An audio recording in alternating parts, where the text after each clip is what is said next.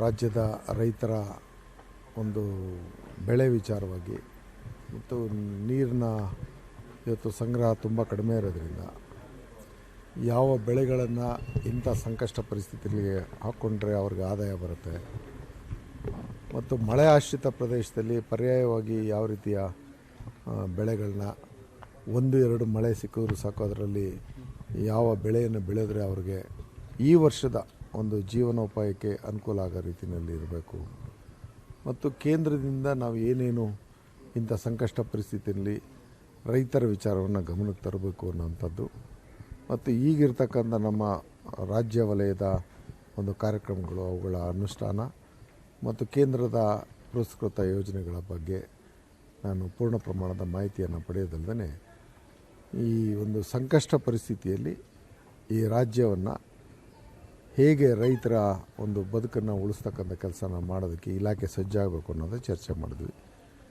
ಮತ್ತು ಸಹಜವಾಗಿ ನೀವು ಭಾಳ ಸಾರಿ ಒಂದು 2-3 ನಮ್ಮ ಮಾಧ್ಯಮ ಸ್ನೇಹಿತರನ್ನು ಕೇಳಿದ್ರು ಈ ಬರದ ವಿಚಾರವಾಗಿ ಏನು ಚರ್ಚೆ ಮಾಡಿದ್ರಿ ಹಾಗೆ ಹೇಗೆ ಅಂತ ಬರದ ವಿಚಾರವಾಗಿ ರೈತರ ಇವತ್ತು ಒಂದು ಬಿತ್ತನೆ ಎಷ್ಟಾಗಿದೆ, ಎಷ್ಟು ಕಡೆ ಬೆಳೆ ಹಾನಿ ಆಗಿದೆ ಮತ್ತು ಎಷ್ಟು ಕಡೆ ಅಂತರ್ಜಲ ಕುಸಿದಿದೆ ಮತ್ತು ಇನ್ನು ಈ ವರ್ಷದ ಬೆಳೆ ಪದ್ಧತಿಯಲ್ಲಿ ಯಾವ ರೀತಿ ಸಂಕಷ್ಟಕ್ಕೆ ರೈತರಿದ್ದಾರೆ ಅನ್ನೋಂಥ ಮಾಹಿತಿನ ನಾವು ಕಂದಾಯ ಇಲಾಖೆಗೆ ವರದಿಯನ್ನು ಕೊಡ್ತಕ್ಕಂಥವ್ರು.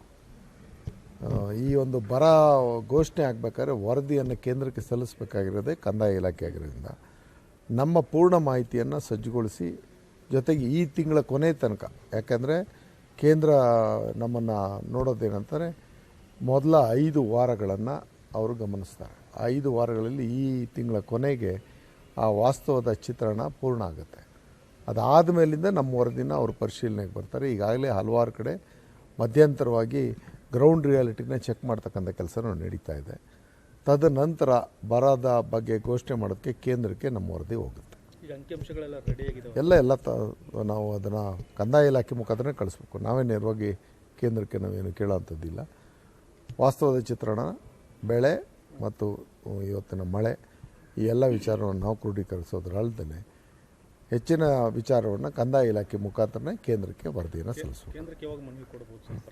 ಈ ತಿಂಗಳು ಕೊನೆ ತನಕ ನಾವೇನು ಮಾಡೋಕ್ಕಲ್ಲ. ಈ ತಿಂಗಳು ಕೊನೆ ಆದಮೇಲೆ ನಾವು ಎಲ್ಲ ಮಾಹಿತಿಗಳನ್ನ ಕ್ರೋಢೀಕರಿಸಿ ವಾಸ್ತವದ ಚಿತ್ರಣವನ್ನು ಕೇಂದ್ರದ ಮುಂದೆ ಇಟ್ಟು ಬರ ಘೋಷಣೆ ಮಾಡೋದಕ್ಕೆ ಇಷ್ಟು ವಿಷಯಗಳು ಸಮಂಜಸವಾಗಿದ್ದಾವೆ, ನಮ್ಮ ಸಂಕಷ್ಟ ಪರಿಸ್ಥಿತಿಗೆ ಕೇಂದ್ರ ನೆರವು ಬರಬೇಕು ಅನ್ನೋಂಥ ಮನವಿ ಮಾಡ್ತೀವಿ. ನೋಡಿ, ಅದು ತತ್ಕ್ಷಣದಲ್ಲಿ ಇದಕ್ಕೆ ಉತ್ತರ ಕೊಡ್ತಕ್ಕಂಥ ವಿಚಾರ ಅಲ್ಲ.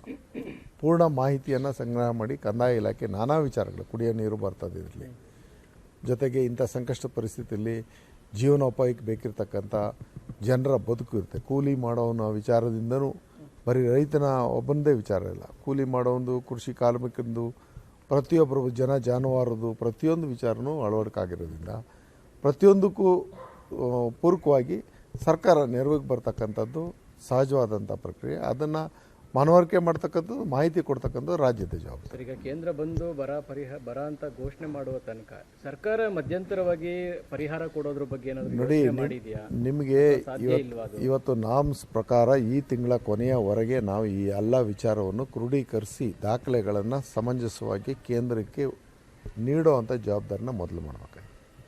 ತದನಂತರ ನಮಗೂ ಗೊತ್ತಿದೆ, ಬೆಳೆ ವಿಮೆ ವಿಚಾರ ಗೊತ್ತಿದೆ. ಈಗ ಕೃಷಿ ಇಲಾಖೆ ವಿಚಾರದಿಂದ ನಾವೇನು ರೈತನ ವಿಚಾರವಾಗಿ ಮಾತ್ರ ನಾವು ಯೋಚನೆ ಮಾಡೋದು. ಆದರೆ ಪ್ರತಿಯೊಬ್ಬ ಸಾರ್ವಜನಿಕನ ಬಗ್ಗೆನೂ ನಾವು ಮಾತಾಡಬೇಕಲ್ವ ಇವತ್ತು ಸರ್ಕಾರವಾಗಿ. ಅದು ಎಲ್ಲಿಂದ? ಕೇಂದ್ರ ಮತ್ತು ರಾಜ್ಯ ಇಬ್ಬರು ಸೇರಿ. ಅದು ಯಾವಾಗ? ಬರ ಅಂತ ಘೋಷಣೆ ಆದಾಗ. ಆ ಘೋಷಣೆ ಮಾಡೋಕ್ಕೆ ನಮ್ಮಿಂದ ಇನ್ನೂ ಮಾಹಿತಿನೇ ನಾವು ಕೊಡದೇ ಇರ್ಬೇಕಾದ್ರೆ ಕೇಂದ್ರ ಅದನ್ನು ಒಪ್ಪಿ ಅದನ್ನು ಘೋಷಣೆ ಮಾಡಿದ ಮೇಲೆ ಈ ಎಲ್ಲ ಪ್ರಶ್ನೆಗಳಿಗೂ ಉತ್ತರ. ಹಾಗೆ ಅದು ನಮ್ಮ ಬೇಡಿಕೆಗಳು ಬೇರೆ. ಬರದ ವಿಚಾರವಾಗಿ ನಾನು ಹೇಳ್ತಾ ಇರೋದು, ನಿರ್ದಿಷ್ಟವಾಗಿ ಬರ ಅಂತ ಘೋಷಣೆ ಆಗೋದಕ್ಕೂ ಮೊದಲೇ ಆ ವಿಚಾರವಾಗಿ ನಾವು ಯಾವುದೇ ರೀತಿಯ ಕ್ರಮಗಳನ್ನ ಕೈಗೊಳ್ಳೋದಕ್ಕೆ ಆಗೋದಿಲ್ಲ. ಅದನ್ನು ಘೋಷಣೆ ಮಾಡೋದು ಕೇಂದ್ರದ ಜವಾಬ್ದಾರಿ, ಅದಕ್ಕೆ ಪೂರಕ ದಾಖಲೆ ಕೊಡ್ತಕ್ಕಂಥ ರಾಜ್ಯದ ಜವಾಬ್ದಾರಿ ಅಷ್ಟೇ. ಬಿತ್ತನೆ ಕೊಟ್ಟಿರ್ತಕ್ಕಂಥ ಬೆಳೆ ಸಾಲಗಳ ಬಗ್ಗೆ ಕೂಡ ಪರಿಶೀಲನೆ ಮಾಡಿ ಅದನ್ನೇನಾದರೂ ಮನ್ನಾ ಮಾಡೋ ಬಗ್ಗೆ ಏನಾದರೂ ನೋಡಿ, ಇವಾಗ ಹೋದ ವರ್ಷಕ್ಕಿನ್ನ ಒಂದು ರೀತಿಯಲ್ಲಿ ದುಪ್ಪಟ್ಟು ಒಂದು ಇನ್ಶೂರೆನ್ಸ್ಗೆ ರೈತರು ಹೆಚ್ಚಿನ ರೀತಿಯಲ್ಲಿ ಆಸಕ್ತಿ ವಹಿಸಿದ್ದಾರೆ. ಇದೊಂದು ಸ್ವಾಗತಾರ್ಹವಾದಂಥ ಬೆಳವಣಿಗೆ. ಹಾಗಾಗಿ ಬೆಳೆ ನಷ್ಟ ಮತ್ತೊಂದು ಇದಕ್ಕೆ ಹೆಚ್ಚಿನ ರೀತಿಯಲ್ಲಿ ಇನ್ಶೂರೆನ್ಸ್ ಕಂಪ್ನಿಗಳಿಂದಲೇ ನೆರವು ಸಿಗ್ತದೆ. ಇನ್ನೂ ಕೆಲವು ಭಾಗದಲ್ಲಿ ಆ ರೀತಿಯಲ್ಲಿ ಒಂದು ಅಷ್ಟೊಂದು ತಿಳುವಳಿಕೆ ಇಲ್ಲದೆ ಇರ್ತಕ್ಕಂಥ ಸಂದರ್ಭಗಳಲ್ಲಿ ರಾಜ್ಯ ಯಾವ ರೀತಿ ನೆರವು ಬರಬೇಕು ಅನ್ನೋದು ನಾವು ಮುಂದಿನ ದಿನದಲ್ಲಿ ಚರ್ಚೆ ಮಾಡೋದಕ್ಕೆ ನಾವು ಜವಾಬ್ದಾರಿ ನಿರ್ವಹಿಸಲೇಬೇಕಾಗುತ್ತೆ. ಯಾಕಂದರೆ ಇಂಥ ಸಂಕಷ್ಟ ಪರಿಸ್ಥಿತಿಯಲ್ಲಿ ಸರ್ಕಾರದ ಜವಾಬ್ದಾರಿನ ನಾವು ಮರೆತು ಕೂತ್ಕೊಳ್ಳೋಂಗಿಲ್ಲ. ಇನ್ನೊಂದು ಸರ್, ಮೋಡ ಬಿತ್ತನೆಗೆ ಈಗಾಗಲೇ ರಾಜ್ಯ ಸರ್ಕಾರ ಅವಕಾಶ ಕೊಟ್ಟಿದೆ. ಎಲ್ಲೆಲ್ಲಿ ಬಿತ್ತನೆ ಮಾಡ್ತೀರಿ, ಎಲ್ಲಿ ಇದನ್ನು ನೀವು ಕೇಳಬೇಕು ನೀರಾವರಿ ಇಲಾಖೆಯವ್ರನ್ನ. ಅಲ್ಲ, ನಿಮ್ಮ ಸಜೆಷನ್ ಅಲ್ಲ, ಈಗ ನೋಡಿ, ಕೃಷಿದು ಅಂತಾರೆ ಡ್ಯಾಮ್ ಬೇಸ್ಡ್ ಅವರು ಸೀಡಿಂಗ್ ಅದು ಮಾಡೋಕ್ಕೆ ಹೋಗ್ತಾರೆ. ಕ್ಲೌಡ್ ಸೀಡಿಂಗ್ ಮಾಡೋವಂಥ ಜಾಗದಲ್ಲಿ ಡ್ಯಾಮ್ಗೆ ಕ್ಯಾಚ್ಮೆಂಟ್ ಏರಿಯಾ ಇರುತ್ತಲ್ಲ, ಅಲ್ಲೇ ತಾನೇ ಮಾಡಬೇಕು. ಬೇರೆ ಕಡೆ ಮಾಡಿದ್ರೆ ಏನು ಪ್ರಯೋಜನ? ಸೊ ಅದನ್ನು ಹೇಳ್ಬೇಕಾಗಿರೋದು ಇದು major irrigation department, minor irrigation department ಇಬ್ಬರೊಳಗೊಬ್ಬರು ಹೇಳ್ಬೇಕು. ಯಾಕಂದರೆ ಈಗಾಗಲೇ ಮುಂಗಾರು ಹಾಳಾಗಿದೆ, ಹಿಂಗಾರಿಗೆ ಪೂರಕವಾಗಿ ಮಾಡಬೇಕಾಗಿರ್ತದೆ. ಹಿಂಗಾರಿನ ವಿಚಾರ ಇಲ್ಲ, ಇನ್ನೂ ಹಿಂಗಾರಿನ ವಿಚಾರನೇ ಇಲ್ಲ, ಮುಂಗಾರದೇ ಇನ್ನು ಮುಂಗಾರದೇ